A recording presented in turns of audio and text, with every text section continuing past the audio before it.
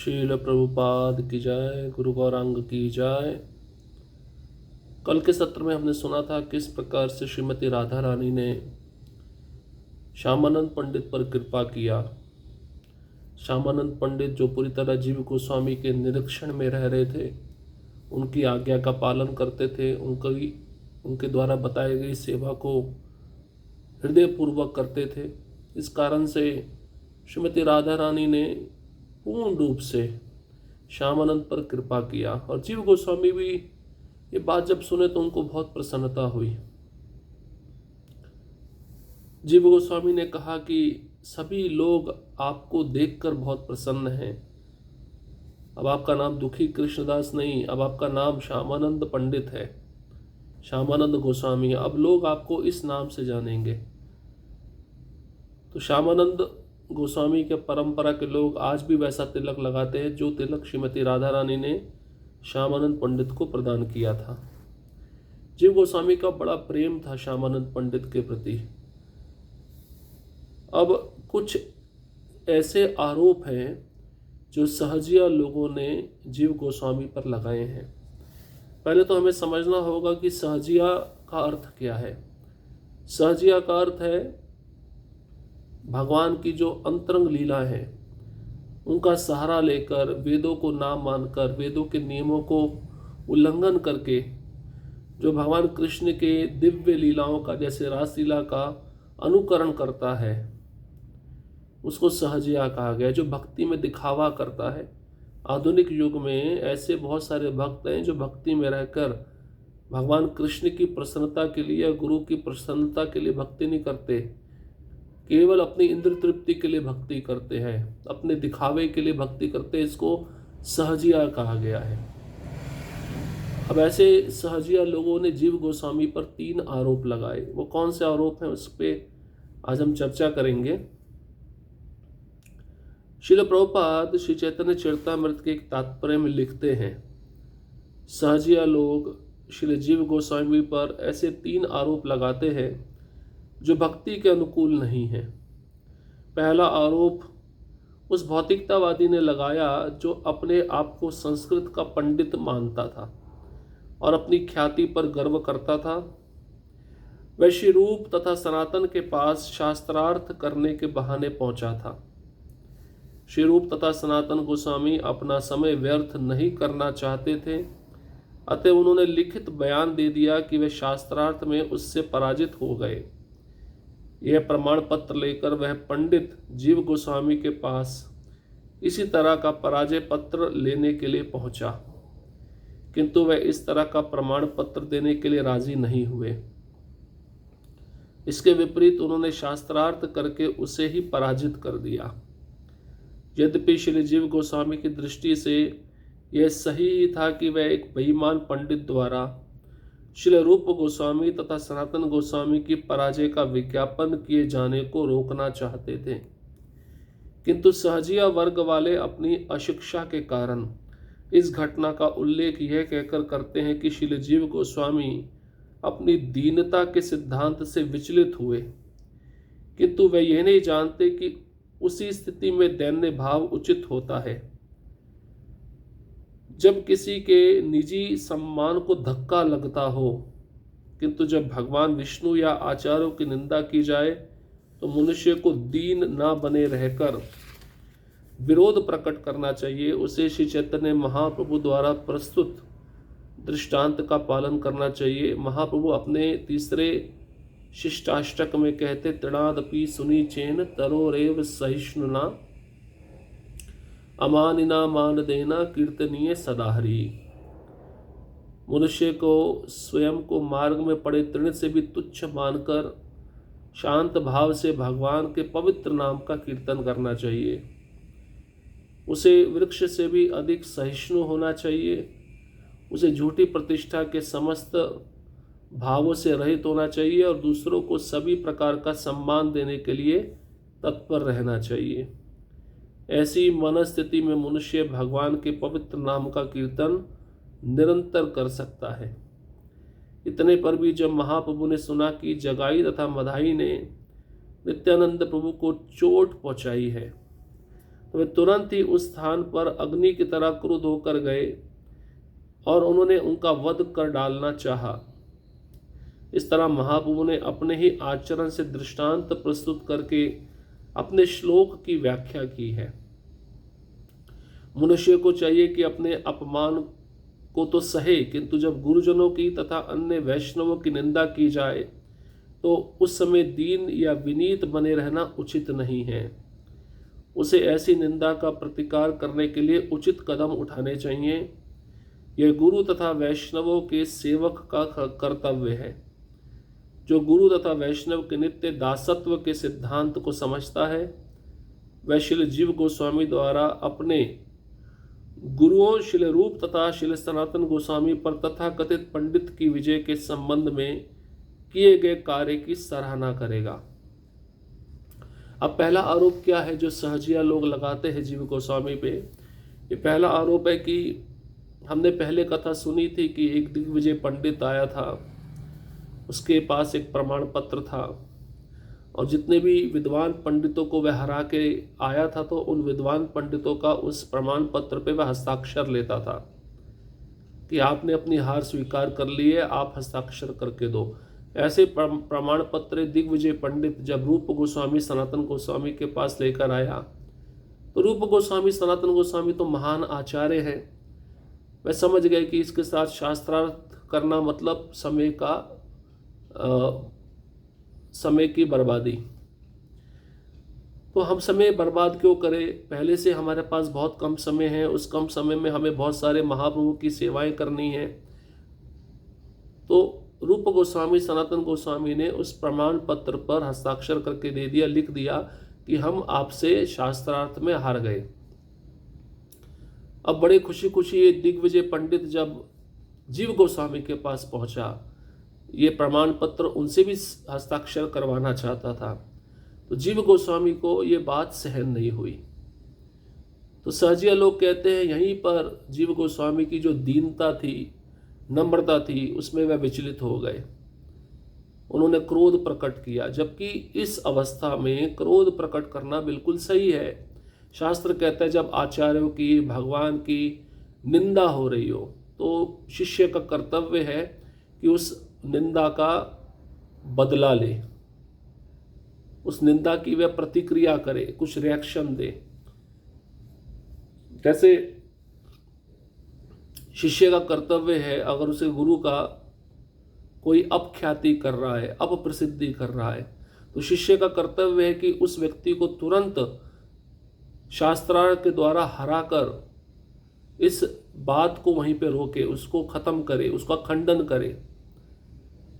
तो यही बात जीव गोस्वामी ने अपने जीवन में की थी। वे अपनी प्रसिद्धि के लिए तो ये सब नहीं कर रहे थे, अपने गुरु महाराज रूप गोस्वामी और सनातन गोस्वामी की प्रसिद्धि के लिए कर रहे थे। और फिर प्रभुपाद जी उदाहरण भी देते हैं जगाई और मधाई का। जब मधाई ने नित्यानंद प्रभु को मारा तो चैतन्य महाप्रभु मधाई को मारने के लिए तुरंत प्रकट हो गए, क्योंकि महाप्रभु ने अपना क्रोध प्रकट किया। तो क्रोध कहाँ प्रकट करना चाहिए? जब हमारी निंदा हो रही हो तो हमें सहन करना चाहिए बिना विचलित हुए। लेकिन जब आचार्यों की, गुरु की, भगवान की निंदा हो रही हो तो तब सहन नहीं करना चाहिए, तब अपना क्रोध हमें प्रकट करना चाहिए। और यही उचित अवस्था है। इसी को कहते तृणादपि सुनी चेन तरोरेव सहिष्णुना अमानिना मान देना कीर्तनीय सदा हरि।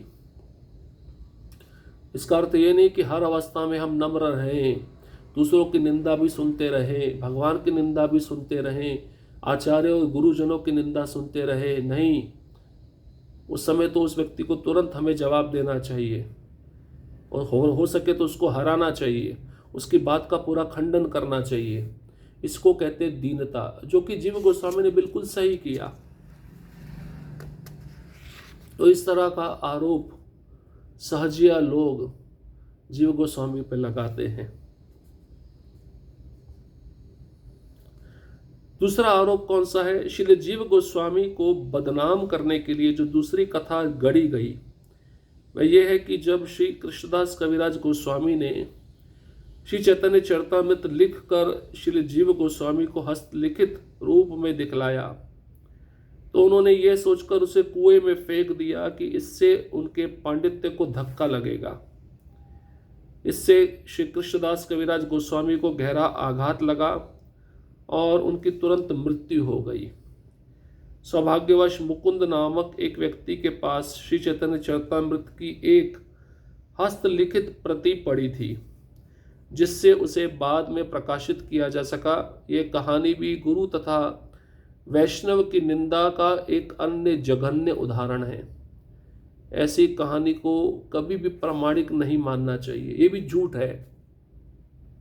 दूसरा आरोप सहजिया लोग लगाते हैं कि बड़ी मेहनत से वृद्ध अवस्था में कृष्णदास कविराज गोस्वामी ने अपने हाथों से चैतन्य चरितामृत लिखा था।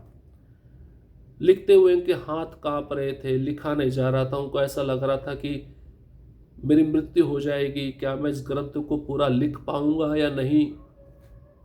जब उन्होंने पूरा लिख लिया तो उन्होंने लिखी हुई हस्तलिखित प्रति जीव गोस्वामी को दिखाई और जीव गोस्वामी ने उसे कुएं में फेंक दिया।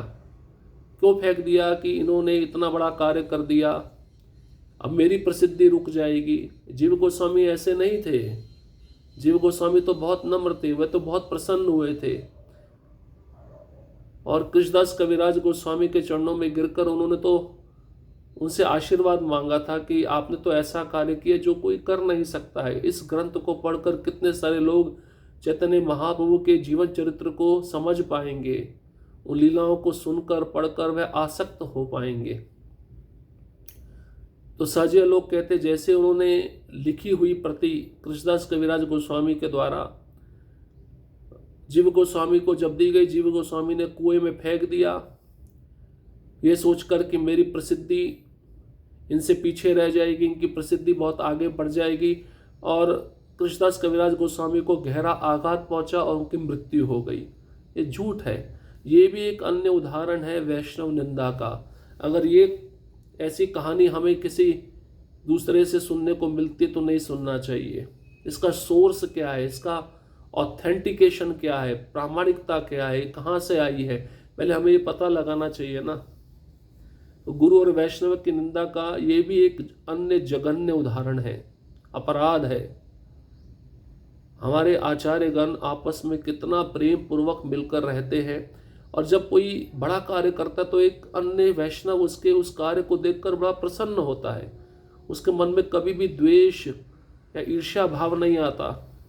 ये भक्ति का एक बहुत बड़ा गुण है। भक्ति वैष्णवों के बीच में ईर्ष्या और द्वेष को खत्म कर देती है। और जहाँ पे ईर्ष्या द्वेष है, भक्ति भी हो रही है, तो इसका अर्थ है वो भक्ति जो है विधि विधान के द्वारा पालन होते हुए नहीं हो रही, या कुछ अपराध हो रहे हैं, या कुछ गलत संग हो रहा है। तो दूसरे प्रकार का आरोप जो सहजिया लोग जीव गोस्वामी पर लगाते हैं कि कृष्णदास कविराज गोस्वामी के द्वारा लिखी गई प्रति कुएं में फेंक दी गई जीव गोस्वामी के द्वारा और उनकी मृत्यु हो गई। ये झूठ है, ये गलत है। तीसरा आरोप कौन सा है? एक अन्य आरोप यह है कि श्री जीव गोस्वामी ब्रजधाम के परिकीय रस के सिद्धांतों से सहमत नहीं थे, अतः उन्होंने स्वकीय रस का समर्थन किया, जिसमें राधा तथा कृष्ण को शाश्वत विवाहित दिखाया जाता है। वास्तव में जब जीव गोस्वामी जीवित थे तब उनके कुछ अनुयायियों को गोपियों का परकीय रस पसंद नहीं आया, इसलिए उनके आध्यात्मिक लाभ के लिए श्री जीव गोस्वामी ने स्वकीय रस का समर्थन किया,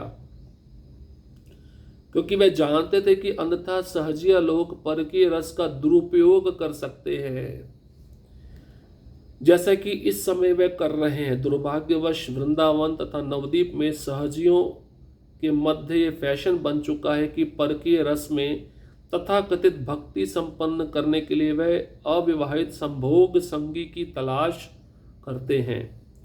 दूरदृष्टि होने के कारण श्री जीव गोस्वामी ने स्वकीय रस का समर्थन किया और बाद में सारे वैष्णव आचार्यों ने इसको मान्यता दे दी। श्री जीव गोस्वामी दिव्य परकीय रस के विरुद्ध कभी भी नहीं थे, न ही किसी अन्य वैष्णव ने असहमति व्यक्त की है। श्री जीव गोस्वामी ने अपने पूर्ववर्ती गुरुओं और वैष्णवों श्री रूप और सनातन गोस्वामियों का दृढ़तापूर्वक अनुसरण किया। और श्रील कृष्णदास कविराज गोस्वामी ने उन्हें अपने शिक्षा गुरु के रूप में स्वीकार किया। तीसरा आरोप क्या है कि जीव गोस्वामी ने स्वकीय रस का समर्थन किया, परकीय रस का नहीं किया। कारण बताया गया है क्योंकि उनके कुछ शिष्य, जीव गोस्वामी के कुछ शिष्य परकीय रस के समर्थन में नहीं थे। इसलिए जीव गोस्वामी ने सोचा परकीय रस का सहारा लेकर मेरे कुछ शिष्य भविष्य में दुरुपयोग ना करें, इसलिए उन्होंने स्वकीय रस का समर्थन किया, जिसमें राधा और कृष्ण को पति पत्नी के रूप में दिखाया जाता है। तो यहां पे बताते हैं कि जो आधुनिक युग में, अभी के समय में बहुत सारे सहजिया लोग इसी परकीय रस का दृष्टांत लेकर विवाहित ना होते हुए अविवाहित संगी को ढूंढकर संभोग करते हैं, संग करते हैं। उनके मन में विचार क्या है? यही विचार है। जैसे कृष्ण श्रीमती राधा रानी के साथ रहते हैं बिना विवाह किए, वैसे हम भी रह सकते हैं।